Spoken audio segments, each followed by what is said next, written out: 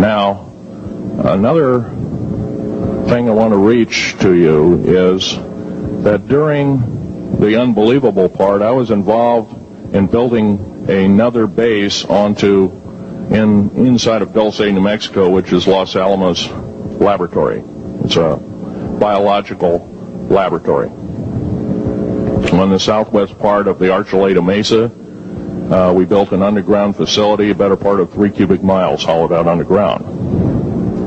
Then to the southwest of that, we were in the process of the early stages of building. We drilled 4 large tunnel-like holes. Some of them ran 2.5 miles under the surface. Number of the original wells or drilling machines that were used were at the rate of 2 miles a day. It was fairly rapid. The equipment kept coming up broken. So we wanted to go down, we wanted to send somebody down there, a human observer, or human observers in this case, to find out what was going on. Well, to our total surprise, first of all, the government knew all about it. They didn't tell anybody. When I saw Green Beret and Black Beret people encamped inside of our geologist camp, I knew something was up. The gig was up. First of all, I knew all about the alien agenda. I'll explain that in a few minutes. The large alien grays had been encamped there for as best as believed possible about 400 or 500 years. Had been one of their internal bases. And we'd drilled holes right on top of it.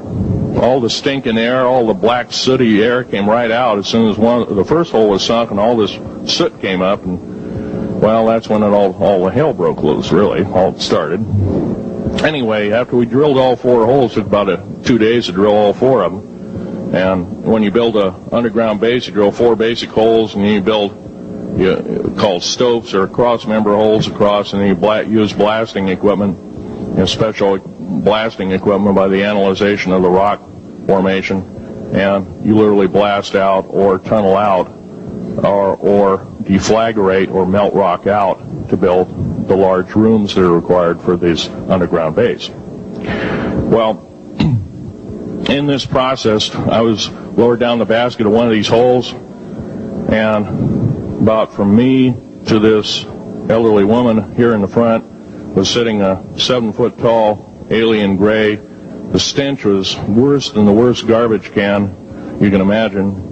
The person the entity was absolutely horrible. I didn't waste any time. I reached for my pistol. At that time, as an engineer, I didn't have time to carry all the folderol of one of these big submachine guns that all the sea spray and the yellow fruit and all the outer perimeter and inner perimeter security people carried. I carried a little Walter PPK pistol with a 9-shot clip. This was in late August of 1979. Now, you got a regular suit of clothes, you got a regular clothes on, plus you're in almost like a spacesuit environment, and you're reaching for a gun. It's not the easiest thing to do, and then to pop a clip in it and start shooting. And I killed 2 of them. Yes, they're mortal, and they do die. However, in the process, one of them did this. All I remember is that he just kind of waved his hand in front of his chest, and the next thing I know, this blue beam hit me and just literally opened me up like a fish, and burnt my fingers right off of me. And it was some form of electrical force, because the kind of like being hit by a lightning bolt burned all my toenails off of me. Completely crispy crittered my left foot, burnt the shoe right off of me. All I remember is the smoking remains, and I'm still conscious, but in and out of, I didn't remember much. And there was a Green Beret that was right behind me that risked his life. In fact, he died. But he risked his life. He shoved me back in the basket and hit the button and took me up. And I wouldn't be alive talking to you today if it wasn't for him. I'm forever indebted. He lost his life. 66 Secret Service agents, Green Berets, Black Berets, crack troops lost their lives because the government, our United States government, lied did not tell us anything about the alien threat. There's a war underneath there, and I'm talking dead serious. It's been going on since that time. Since late August of 1979, our military, the Russian military, basically the militaries of the world, have been in constant conflict with the outer space alien.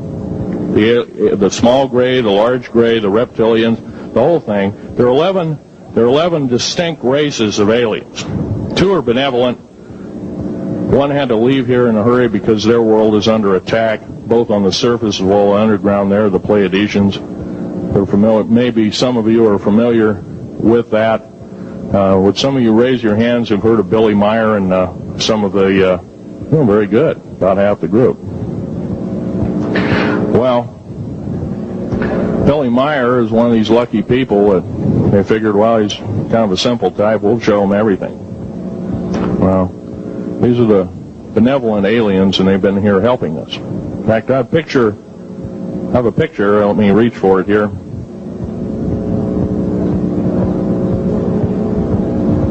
I have a picture of one of the aliens been working for the United States Pentagon for the last 58 years. His name is Val Valiant Thor. He's right here. There's my father in the background.